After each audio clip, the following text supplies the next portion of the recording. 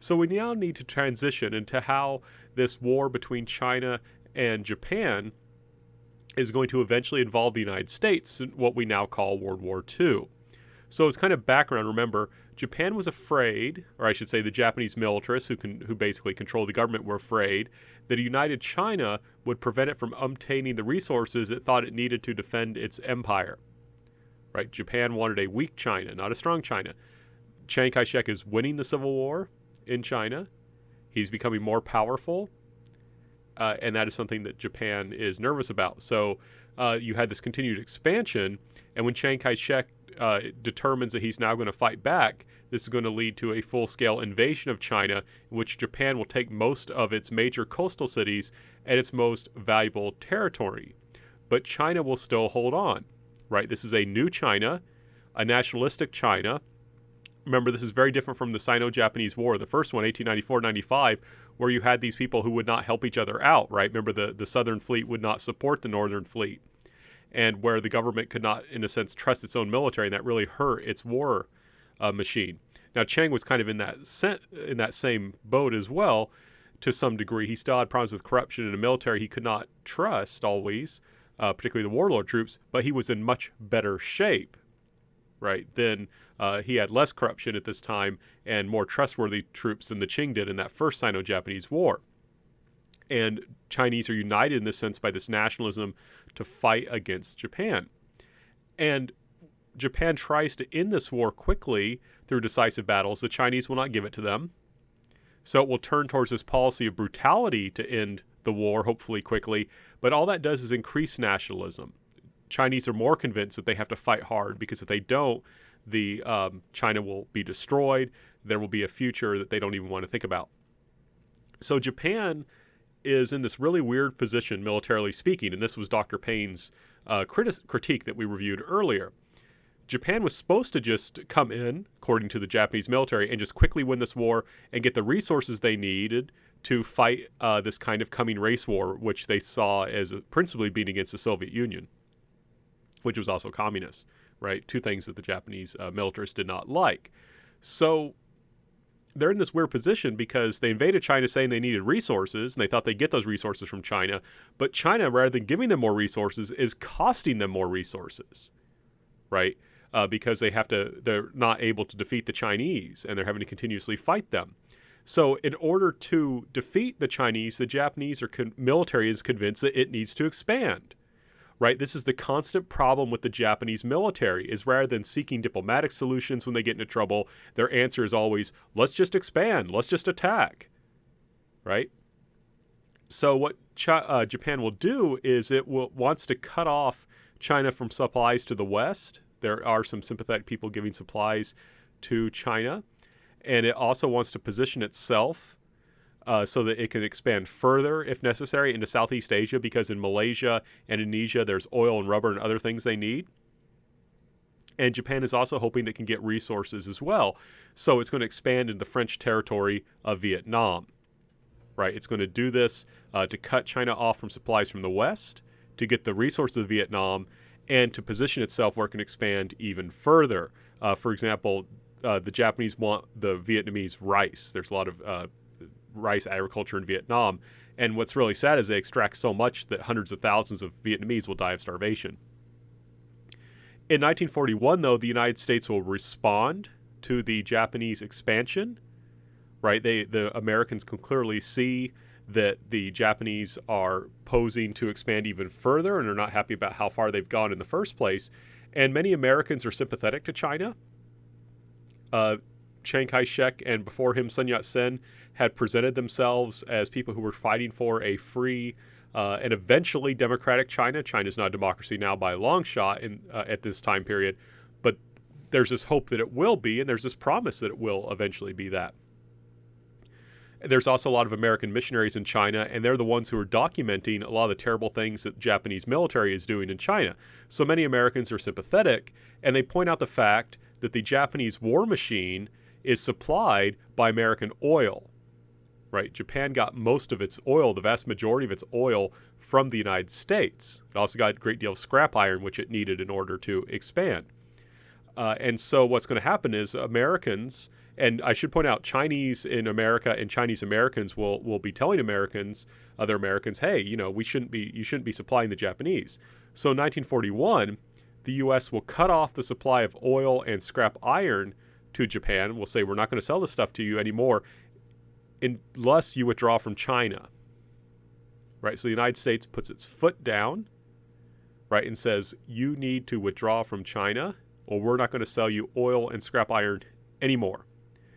Now, this is not good from the Japanese perspective, and this shows kind of the madness of the Japanese military, because they attacked China, its major source of natural resources, right? And now they're in danger of going to war with the United States, which is a major source of other resources and of manufactured goods. So they're basically picking fights with their major trading partners. It's a terrible idea. Like I said, the United States is willing to take this action, though, because this, for one thing, this threatens America's position in Asia, right? We do not want a dominant, powerful Japan in Asia. That threatens our interests, right? We want to have some stake in Asia, and the Japanese are becoming too powerful. And we felt sympathy for China, right? Because there was this hope that China was going to become kind of a Christian republic, and there was all these American missionaries writing about this. So what's key then is we've given Japan, right, this ultimatum. We've cut off supply of oil and scrap iron. You need to withdraw from China. Otherwise, we're not going to continue to trade. Japan responds by attacking the United States forces at Pearl Harbor. Right, and this was intended basically to be kind of a knockout blow, to hit the Americans so hard that we would not be able to respond quickly, so Japan would be able to go out and take a whole bunch of territory, and then they would hold that territory, make it very difficult for us to try and take it back, and basically force the Americans to come to a negotiated peace. Right, their goal was basically what they did to Russia in the Russo-Japanese War. Right, the Japanese in the Russo-Japanese War, you may recall, they're going to fight the Russians to win a lot of victories, and basically the Russians will get tired and say, okay, let's make peace. So that was Japan's goal. Japan's goal was to hit the Americans really hard, weaken us, so that we wouldn't be able to strike back right away. And when we did start fighting back, then Japan was going to make it so difficult that eventually we would say, okay, let's just negotiate a peace. That was the Japanese basic plan. There's a couple problems with this, though. First of all, the attack at Pearl Harbor made Americans angry, but actually militarily was not that much of a success. It failed to destroy the American carriers. It failed to destroy our oil reserves. It's failed to destroy our submarine pens. All these things are going to be important later on. And it really didn't do that much damage. A lot of the ships that were sunk were just, they sank at harbor, so we were actually able to repair them and refloat them and use them in the war. So this wasn't really a knockout punch. All it did was make the Americans angry. So that's a problem there. The other problem was that their basic strategy is flawed, and that Russia was a relatively weak power that Japan fought. Its political system was not very stable. Its economy was not doing all that great. But the United States had a pretty stable political system and was the largest industrial economy in the world. So this idea that they were just going to make the Americans tired and give up just isn't going to fly. So their plan is flawed from the beginning. The Japanese will go out also, of course, and conquer other areas. So, for example, they will attack the American colony in the Philippines. And there you can see a Filipino newspaper, and it says Bataan, completely occupied by Japanese, and then Japanese forces take Cebu. I just want to point out, Americans refer to the Bataan Death March. This is when the Japanese forced the American and Filipino prisoners they took to go on this very long march, and if you couldn't keep up, they would just shoot you. But I do want to point out, I maybe mentioned this before, but my wife is from the Philippines. Americans call this baton, but in Filipino, those two double A's represent a split in syllable, so it's not baton, it's bataan. And we were actually married in Cebu, which, according to this, the Japanese have just taken, right? But so we want to stress this Japanese attack isn't just against Pearl Harbor, it also attacks the Philippines.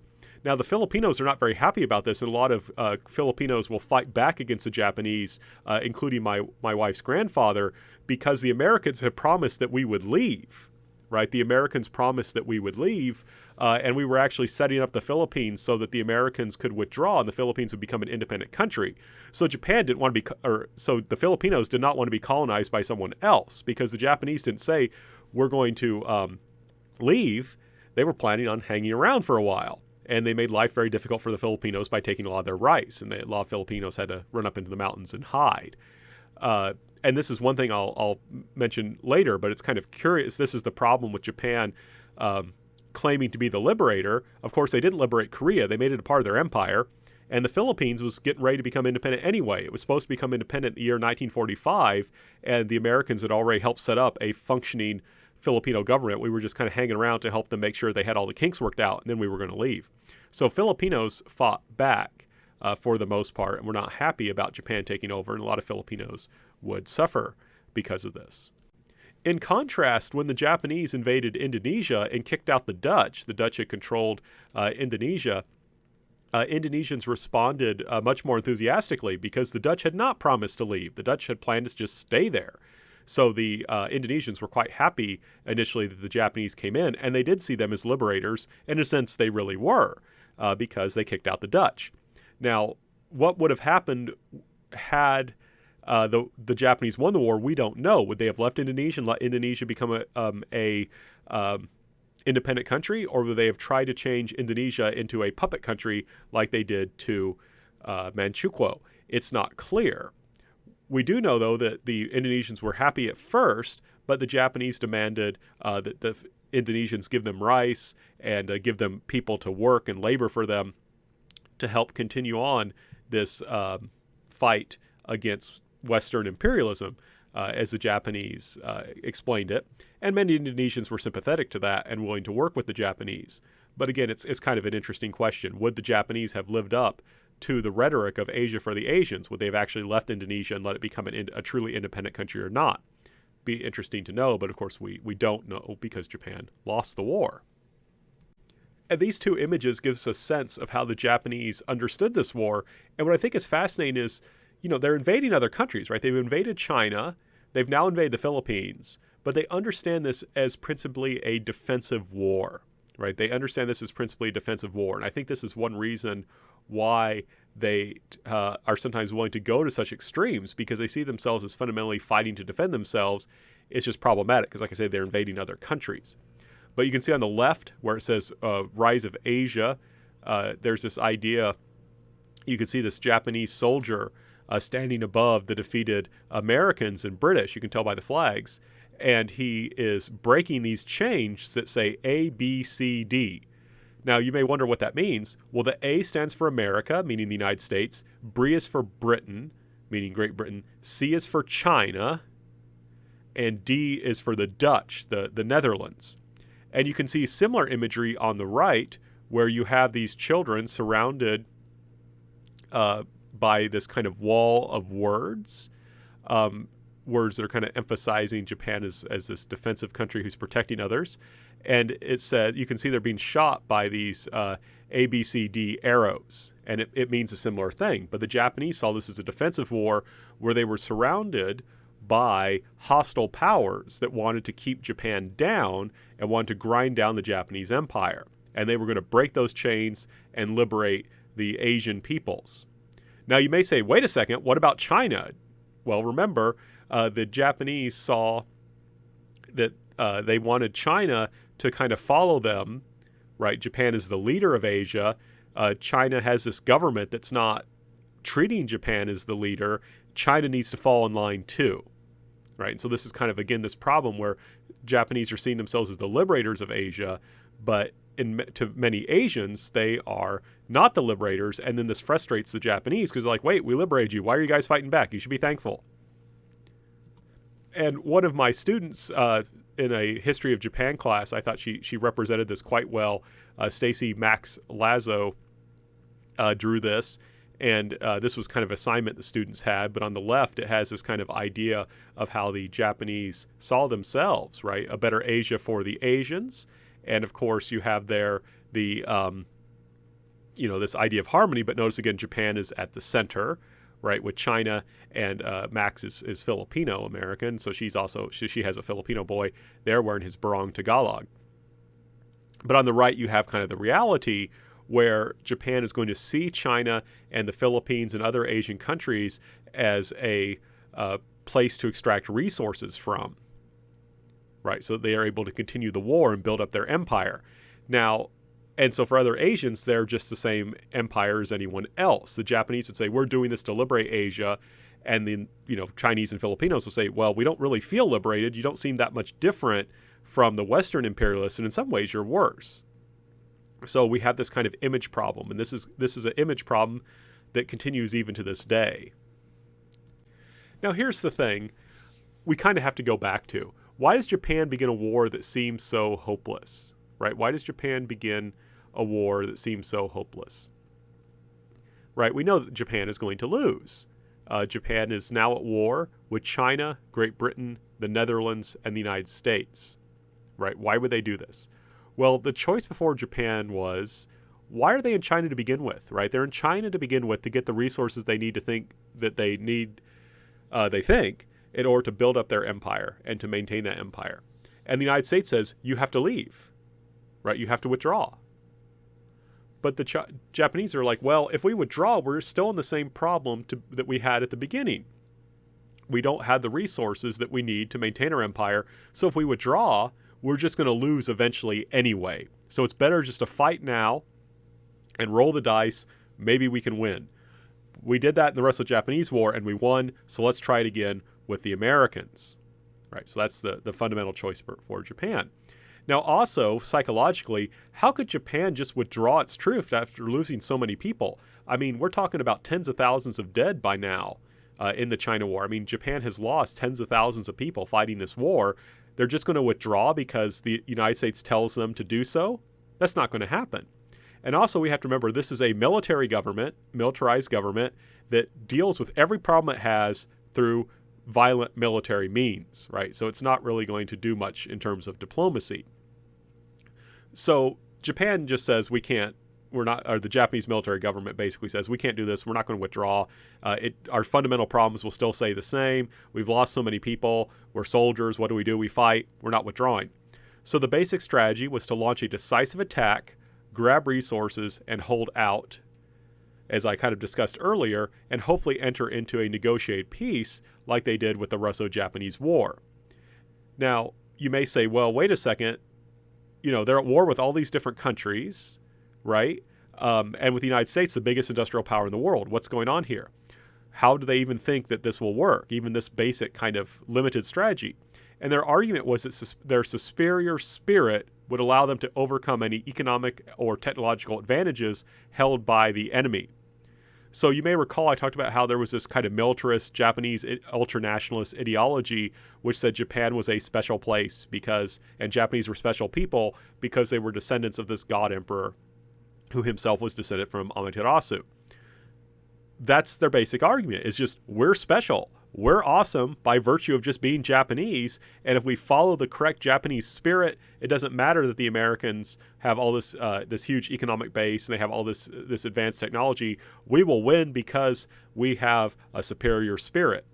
And I would, as someone who studies military history, say that a good morale, a good spirit is necessary to win battles. I mean, if your soldiers are cowards, they're not going to win a battle. But superior spirit does not help if someone shoots you with a flamethrower or runs over you with a tank. And the Americans have lots of flamethrowers, lots of tanks. Heck, if you study this history, you know that Americans had tanks with flamethrowers. So, I don't care about your superior spirit if you get run over by a tank. So, unfortunately, for the Japanese, the militarized government leads them into a war that they simply are not going to be able to win, right? And you can kind of see, again, this kind of unrealistic planning from the military.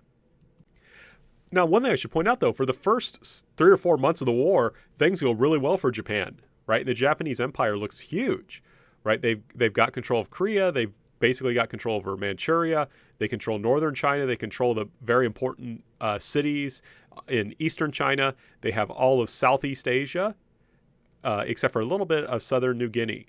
Right, so this looks very impressive, And this expansion does, to a certain degree, work at first, right? And so they've completed this, in a sense, very well, the first part of their plan, which was just to grab a lot of territory and hopefully hold on to things. But one thing I just want to emphasize, if we want to understand in particular how the people are going to react to the Japanese Empire, we need to understand they're doing pretty well at first. And there is a sense early on that Japan can win this thing, or at least enter into negotiated peace, which will preserve a lot of its victories.